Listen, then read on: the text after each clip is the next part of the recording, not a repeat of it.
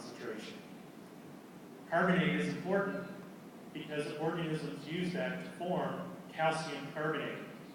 So think about your oysters, scallops, mussels, the coral reefs, the white sand beaches of many of the Pacific Island nations are all formed from calcium carbonate. As we decrease the carbonate concentrations, it becomes more and more difficult for those organisms to produce those calcium carbonate shells and skeletons. The map here shows that the distribution or the change in pH is not evenly distributed. The smallest changes actually are observed in the tropics. That's a good thing. But we'll see that that's not a solution, that CO2 is accumulating everywhere and the oceans are changing everywhere. The impacts of that change in fundamental chemistry are just starting to be studied.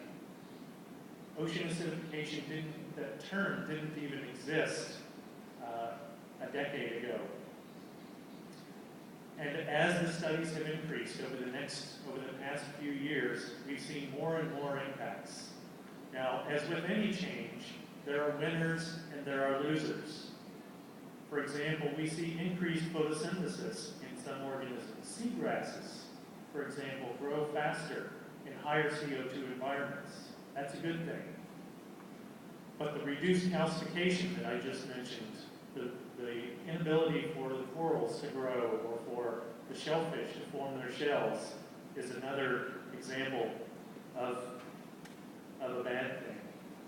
What is the net result of this on marine ecosystems is still not fully understood. It's something that we're working to try and understand. Now, as I mentioned, some of the impacts of ocean acidification are rather predictable. I mentioned the decrease in the carbonate ion concentration and how that makes it more difficult for organisms to grow, particularly corals.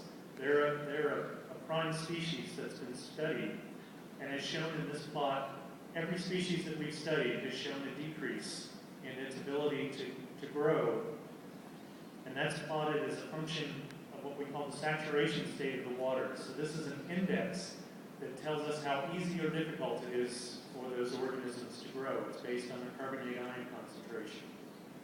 So the larger that saturation state, the easier it is for the organisms to grow. The smaller that number, the more difficult it is for them to grow. They have slightly different responses, but all of them show a continuous change regardless of the saturation state of those waters. I'll come back to this in just a minute. So these are some of the things that we predicted would be impacts